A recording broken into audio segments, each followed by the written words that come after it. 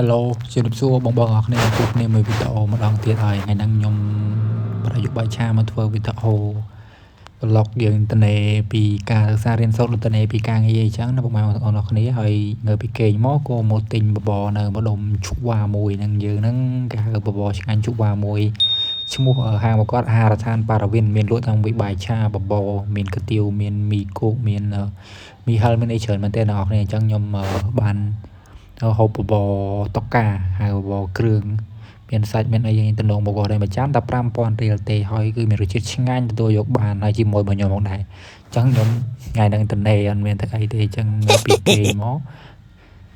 អត់មានតាណាទេអញ្ចឹងជិះម៉ូតូមកញ៉ាំបបរមែនទេអ្នកនរអញ្ចឹងខ្ញុំម្ដងខ្ញុំញ៉ាំយកបបរឆ្ងាញ់មែនទេណាមួយងើបពីកែវទៅហែវផងងើបពីកេងមិនងើបពីកែវគ្នាអធិស្ឋានផងទីតាមប្រព័ន្ធជុំវ៉ាមួយហ្នឹងហើយបបរគាត់ឆ្ងាញ់ម្យ៉ាងដែរហើយមួយវិញទៀតយើងមិនដឹងទៅណាអញ្ចឹងថ្ងៃហ្នឹងយើងចេញពីញ៉ាំបបរចឹងទៅកន្លែងផ្សេងទៀតអញ្ចឹងយើងហូបបបរហូបអីសិនទៅបបរគាត់គឺឆ្ងាញ់មែនទេយើងញ៉ាំយកទៅ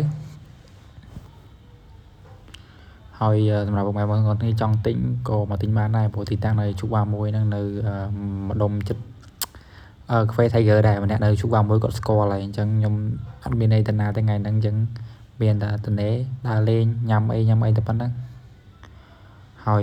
សម្រាប់ថ្ងៃហ្នឹងដូចជាថ្ងៃអាទិត្យអ្នកនរគ្នាអញ្ចឹងថ្ងៃអាទិត្យភាគច្រើនគឺសពោពុកម៉ែបងប្អូនអ្នកនរគ្នាក៏អត់ធ្វើការទេក៏សម្រាប់អ្នកខ្លះក៏ដើរលេងទៅណាទៅណីអញ្ចឹងទៅហើយសម្រាប់ខ្ញុំវិញអត់មានតាណាទេមានជិះម៉ូតូដើរលេងហើយញ៉ាំអីតែប៉ុណ្្នឹងអញ្ចឹង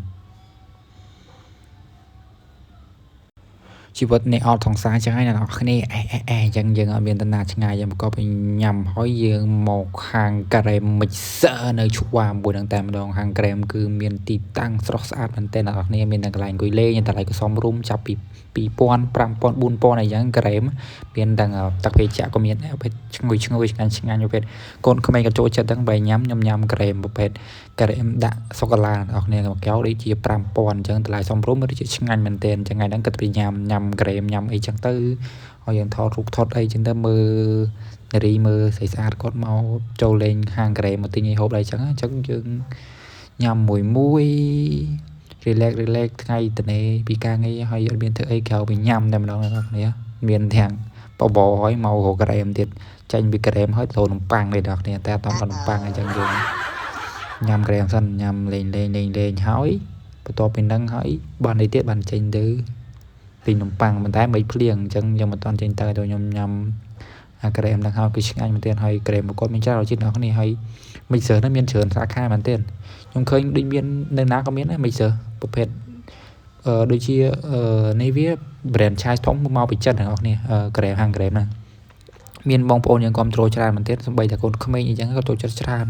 ហើយសម្រាប់ខ្ញុំហ្នឹងជាមនុស្សជំទង់ហ្នឹងក៏ចូលចិត្តដែរមកម្នាក់ឯងទេអត់មានមកមួយសង្សារទេអញ្ចឹងអ្នកដែលមកភាគច្រើនខ្លះគេមកមួយគូគេចឹងទៅអ្នកខ្លះសាលាគាត់មកចឹងទៅអ្នកខ្លះនាំកូនគាត់មកចឹងទៅមានច្រើនសភាពការមែនទែននៅក្នុងហាងក្រែមហ្នឹងហើយរសជាតិគឺឆ្ងាញ់ប៉ុន្តែយើងញ៉ាំដោយទំនួលត្រូវញ៉ាំដោយប្រុងប្រយ័ត្នអ្នកគ្នាមិនញ៉ាំរហូតដល់គឺសុខភាពពេលយើងញ៉ាំចឹងទៅយូរហូបម្ដងចឹងទៅដូចខ្ញុំអីយូរមកម្ដងចឹងមិនមករងថ្ងៃហើយឃើញ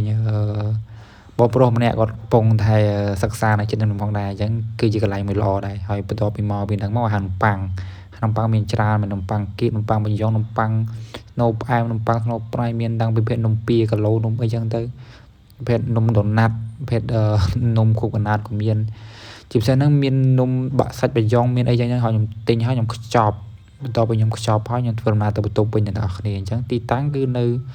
ម្ដុំបរិយមេកុងឡាយវត្តជុំនឹងចិត្តជុវ៉ាមួយហ្នឹងអរគុណអ្នកនរគ្នា